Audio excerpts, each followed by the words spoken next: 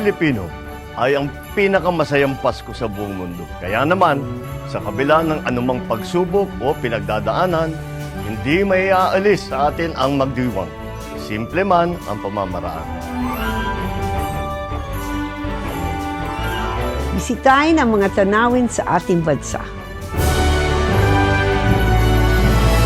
Panuorin ang makikislap at makikinang ng mga palamuti sa ating mga syudad o probinsya.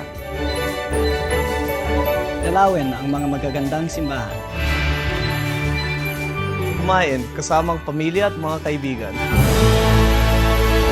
Hindi naman kailangan mag-arbo dahil nasa ang sulok ng bansa at anuman ang ating kalagayan, ang Pasko sa Pilipino ay pagmamahalan at pag-ibigayan. Ang Pasko sa Pilipino ay pamilya.